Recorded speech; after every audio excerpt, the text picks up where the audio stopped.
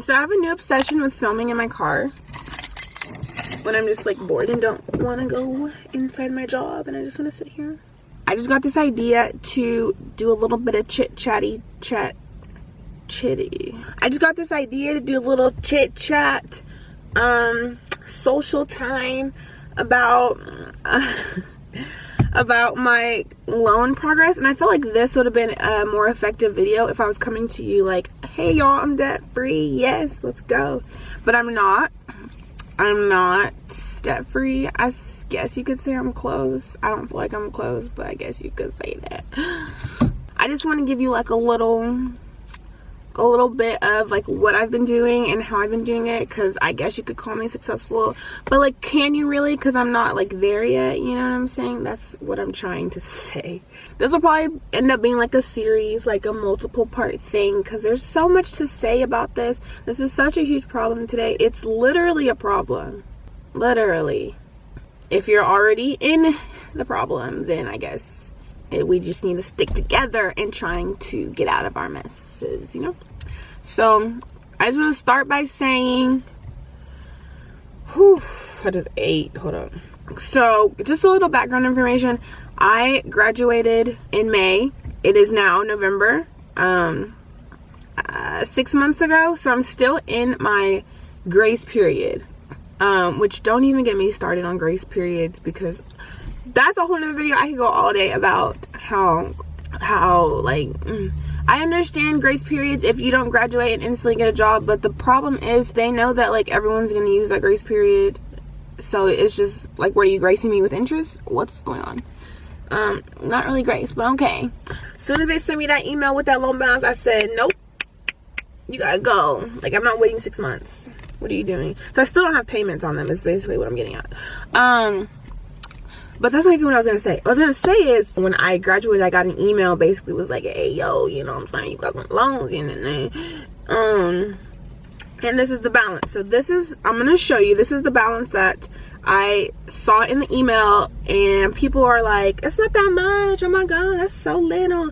But it's more than I have in my possession. So like, yes, it is a lot. So like, treat it, even if it's just a small amount compared to other people, treat it like it's a lot, because it is a lot. And then you got interest on top of that. That's gonna make it worse. So you need to treat it accordingly. It's a problem, it's a lot, it needs to be handled accordingly. I also want to just, like, little disclaimer, I do realize that other people's lifestyles and like other people's situations don't allow them to be able to like financially be as aggressive as I have been, because like I am able to do stuff like live at home and, you know, eat food that people buy me. I don't think that's an invitation for anyone to be like, oh, well, that I can't do it because I'm not in her situation. Like, yes, I might have it a little easier because of my lifestyle that I am privileged to have. You know, not everybody has like their parents that's gonna let them live with them, or not everyone wants to live with their parents and stuff like that. So I do understand that privilege, but I don't think that like that means that you can't do it too, no matter what kind of situation you're in. Like, you're not exempt. It's literally like nobody is exempt, is basically what I'm getting at. When I saw that email and I got the balance, I like wrote out a plan to like when I was gonna pay them off, right? And basically how mine's are, they're federal, so there's subsidized and unsubsidized. Oh my god, don't interrupt me, rude. There's subsidized and there's unsubsidized.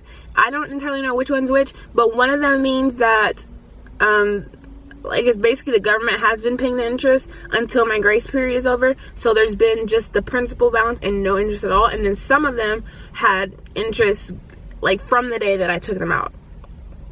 So my goal was to get the ones that had interest gone first. And I paid all of those, I think the end of August.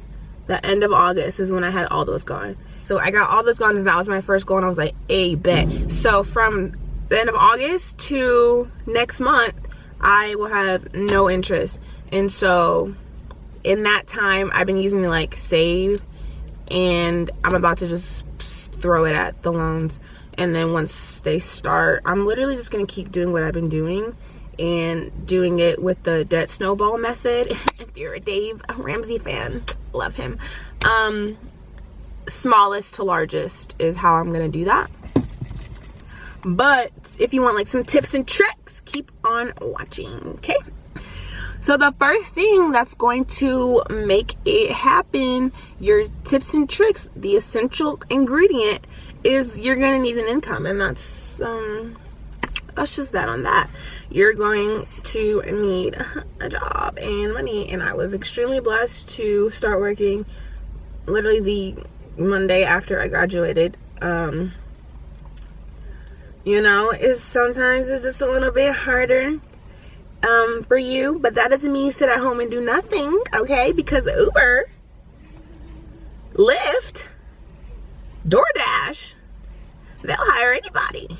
While you're waiting for the income to pick up, you can still be doing something. Don't just like have excuses and like no one can hire me. Oh my God, they're literally interrupting me and I'm about to go over there and fight somebody. Basically, like, there's money out there to be had, so like you need to go and collect it. The bag is not going to secure itself.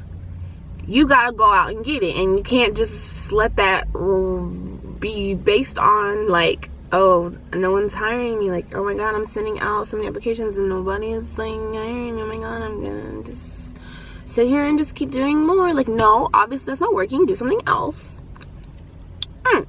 You know what I'm saying? Like, switch it up. There's actually a really good career book if you graduated and your career is like not happening like you thought it was gonna happen. You know what I'm saying? It's just not what you thought.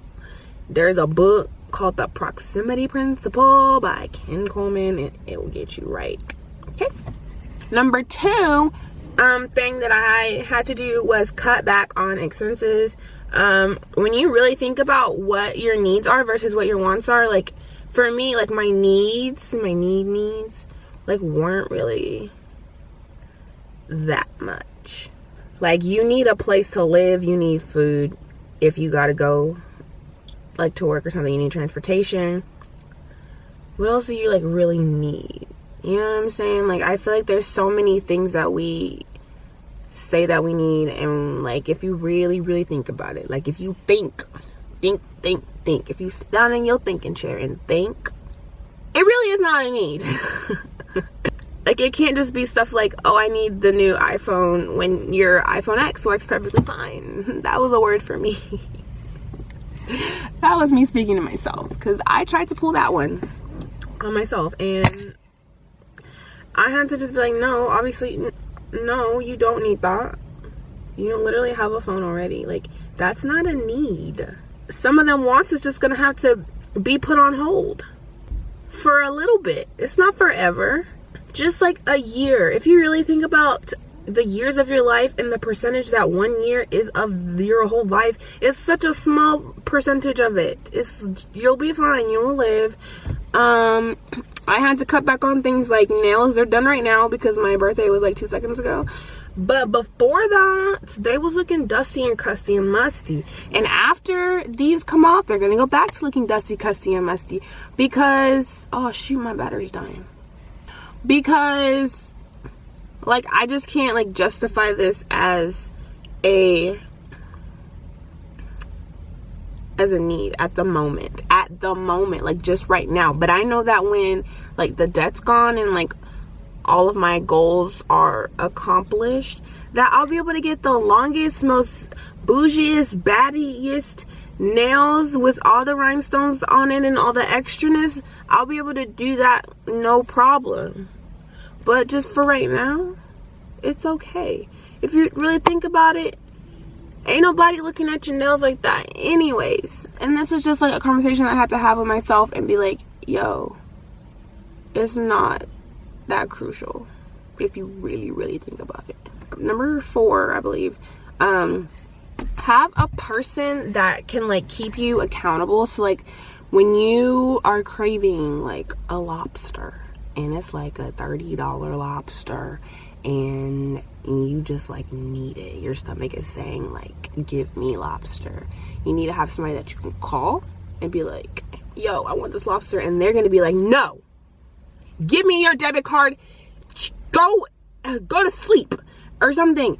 And like they'll make sure that like you're on track, like somebody that's you know, it'll be rough sometimes, and then you'll like kind of stray off, and once you get too far off, you're gone. So you gotta stay on track, you know what I'm saying? And you need to have somebody that's holding you accountable, that will keep you on track, because sometimes we just don't have self-control like that, you know what I'm saying? It's unfortunate, but if you don't have someone that can be like that, listen to the Dave Ramsey podcast, because you'll hear other people's stories, and you'll hear like what he tells them, and you'll be like, oh man, okay, I needed that, you know what I'm saying? Okay, 5, you gotta have a reason as to why you want to pay your stuff off like sooner, or why you want to be debt free. Because if it's just like, oh, I'm gonna be debt free because that sounds cool, that's just like not enough. Like, that's not gonna do it. You have to have like goals. Like, soon as I am debt free, I'll be able to do this and this and this, and then you gotta like write it down and put it up on your fridge and look at it every day. And you have to like have deep goals. Like, what am I going to be able to do? What is going to change about my life? What struggle am I not going to have anymore? What is all of the things? And if you don't have a like why, then it's just a what, and it's just like, I don't even care, you know what I'm saying? What's your motivation? And I feel like kids is a good one. Like, your family tree is a good motivation. There's so many positive things. And then also from listening to Dave, I learned more about like the biblical, what the Bible says about money, and I think that was where I had lacked in information prior to. But there's a video that Dave did about like all the biblical things on like money and debt and all the things, and I can put it in the description. But that's just a little bit of the scoop, you know what I'm saying? I'm still working on it, still paying these fools my money. Shoot, if you need some motivation, I got you. If you want to motivate me, I will gladly accept it. Okay, my camera just died, so I'm gonna finish this on my phone. I'm gonna go a little bit deeper and further in like future videos, but this is just a little bit of the scoop. So if you have any further questions, anything I didn't say, I hope I said everything that I wanted to say, but anything, I don't know, just like, comment, and subscribe, do all the things. Thanks for watching. Stay classy, blessed, and lady lit.